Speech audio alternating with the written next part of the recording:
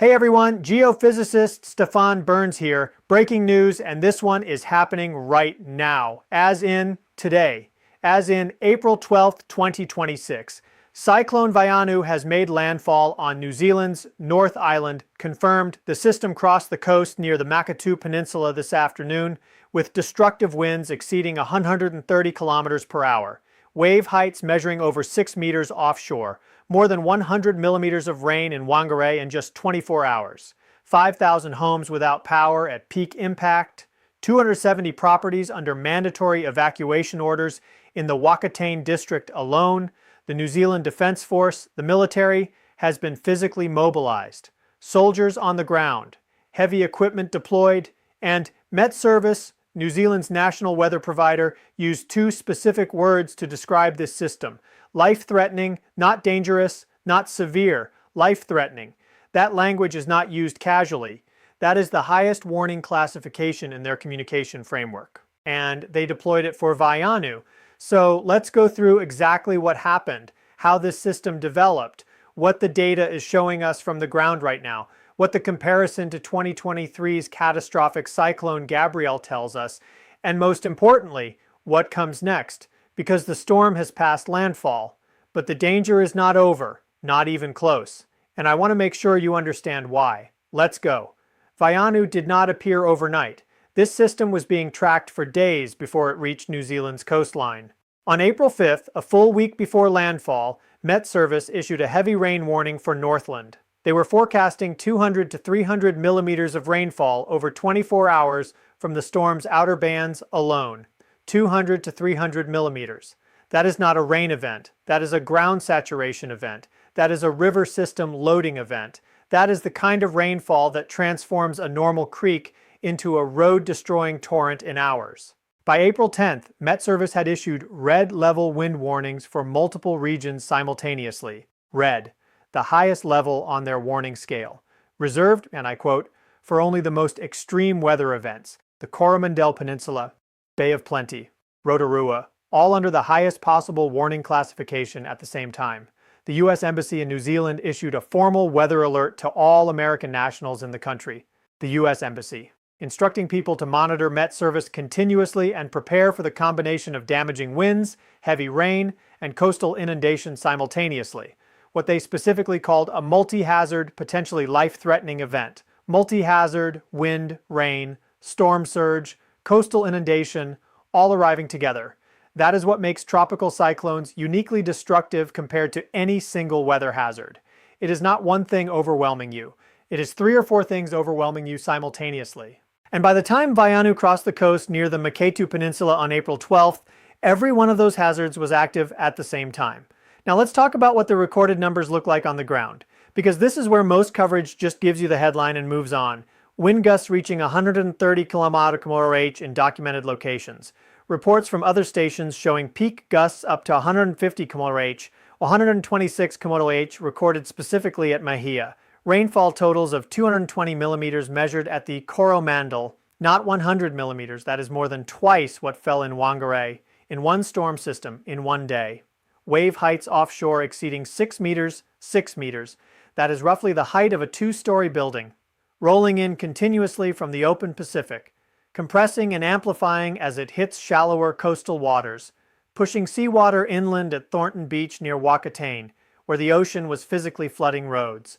Storm surge and wave action working together. That combination is where coastal communities face the most immediate threat to life. Not the wind, not the rain, the ocean arriving where it does not belong. Fire and Emergency New Zealand responded to more than 100 calls for assistance related to wind damage and surface flooding during the active landfall period. 100 calls during one storm. Air New Zealand canceled more than 90 turboprop flights, primarily out of regional North Island airports. 90 flights. The transportation network of an entire nation's regional communities disrupted simultaneously. And home security cameras in Tauranga, the footage is out there, captured 2 power transformers exploding in the early morning hours as Vaianu's winds hit the electrical infrastructure. Not flickering out quietly, exploding. That is the visual that tells you what 130 to 150 km/h winds do to infrastructure. They do not bend it, they break it. Now I want to talk about a comparison that New Zealand authorities themselves are drawing, and that is the comparison to Cyclone Gabrielle, February 2023. Gabrielle made landfall on the North Island and became one of the deadliest and most costly natural disasters in New Zealand's modern history. 11 people killed, thousands displaced, entire communities in Hawke's Bay and Northland left without road access for days. The subsequent inquiry into the Gabrielle response revealed significant failures in evacuation communication, infrastructure resilience, and community preparedness. Now, 3 years later, Vaianu arrives. Same general region of impact, same multi-hazard profile, the same communities that are still rebuilding from Gabrielle's 2023 damage are now facing Vaianu. Let that converge in your mind. Communities that haven't fully recovered from the last catastrophic cyclone event are now receiving the next one. And the fact that emergency officials explicitly invoked Gabrielle comparisons in their public communications before Vaianu's landfall tells you everything about how seriously they were taking this threat. Local emergency managers were on record saying, "Act now and not later. Later may be too late." That is not standard bureaucratic language. That is someone who lived through Gabrielle telling a community not to make the same mistake twice. Now let's talk about the geography of the impact in more detail, because different parts of the North Island experienced Vaianu very differently, and understanding that geography helps you understand both what happened and what remains at risk.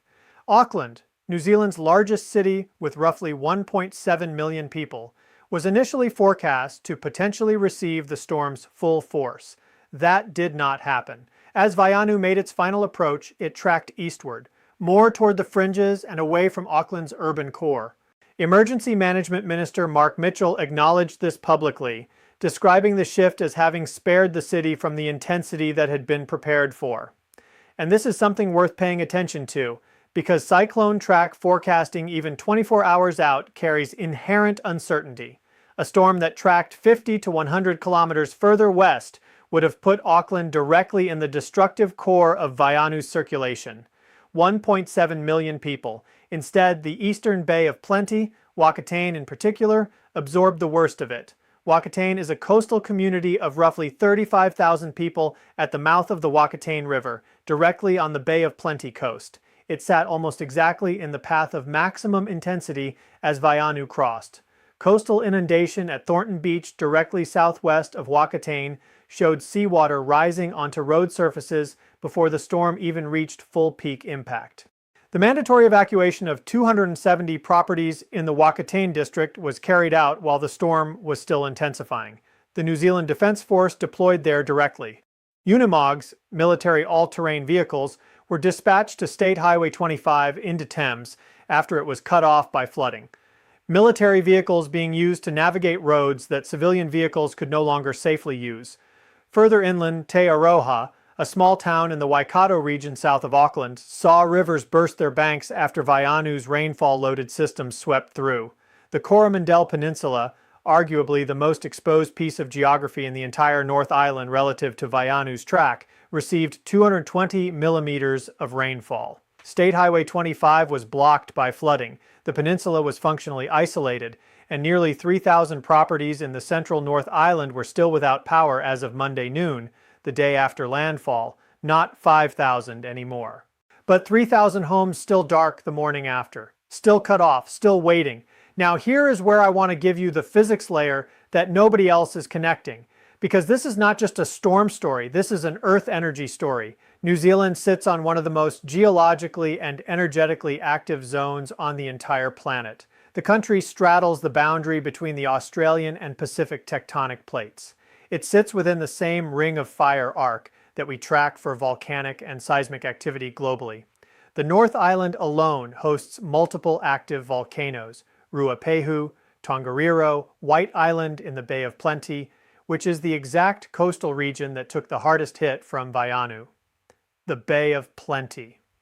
The bay directly adjacent to the White Island, Wakari, volcanic complex offshore. And the atmosphere above New Zealand is not separate from the geological and energetic system below it.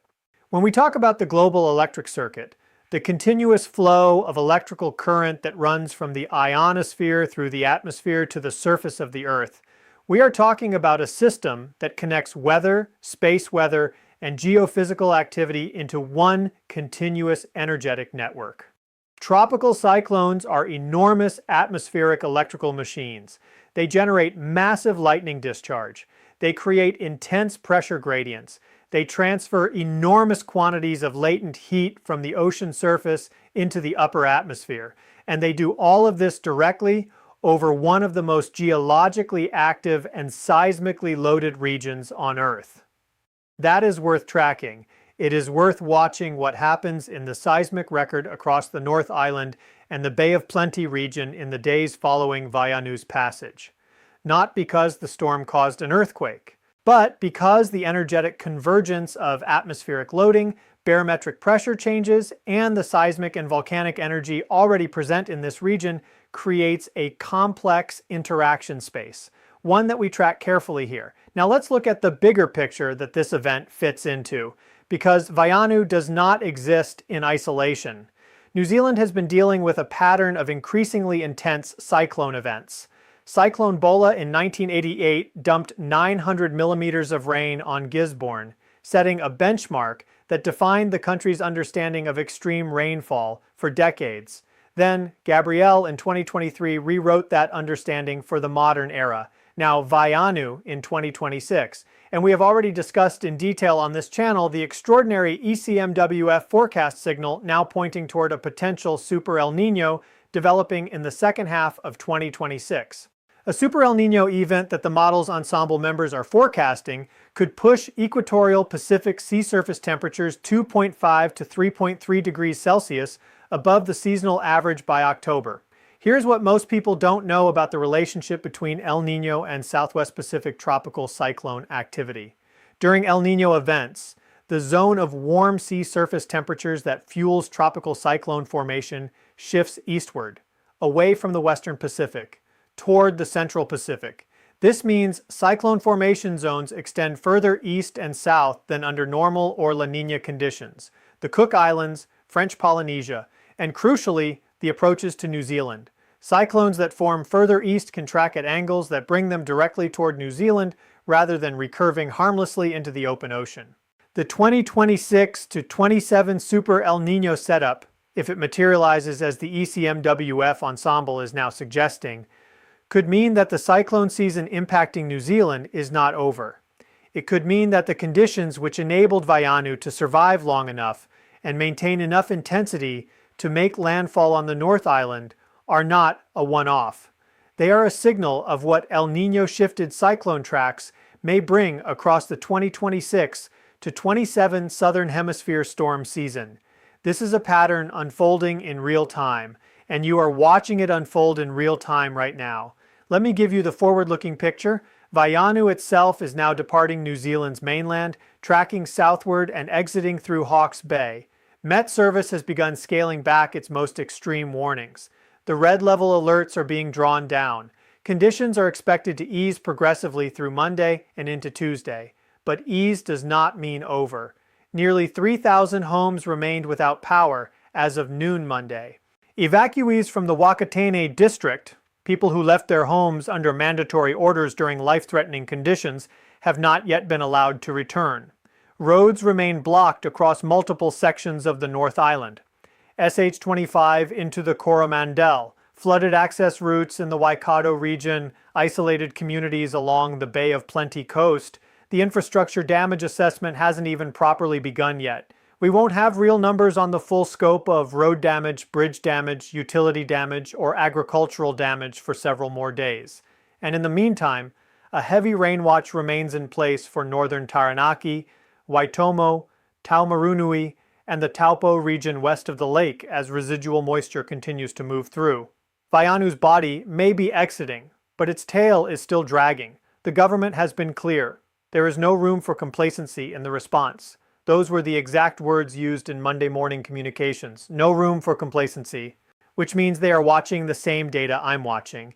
They are aware that the storm's passage does not equal community safety. Flooded rivers peak hours to days after the rain stops. Saturated hillsides become landslide terrain long after the wind dies. Secondary failures in infrastructure, roads, bridges, retaining walls, often happen in the 48 to 72 hours after a major event, not during it. This is the period where the invisible danger lives. The storm was dramatic and visible. The aftermath is quiet and deceptive, and that is where New Zealand is right now. Right now, this morning, Monday, April 13th, the communities of Whakatane, Te Aroha, the Coromandel, Wairoa, Gisborne, and the Bay of Plenty coast are entering the most quietly dangerous window of this entire event. The storm is gone. The work is just beginning. I will keep you updated at every step. When power restoration numbers come in, I'll have them. When the road assessment data is released, I'll cover it. When the first seismic data from the Bay of Plenty post-Vaianu window is published, I'll analyze it. When Met Service's post-event analysis ties Vaianu into the broader Southern Hemisphere cyclone season and the developing El Niño setup, you will hear about it here first, because that is what this channel does. Not the headline, the full picture, the physics, the pattern, the context that helps you actually understand what is happening on this planet. Not just in New Zealand right now, but globally. Because it is all connected. The atmosphere, the ocean, the geology, the sun, the space environment above us. One system. And right now that system is very, very active.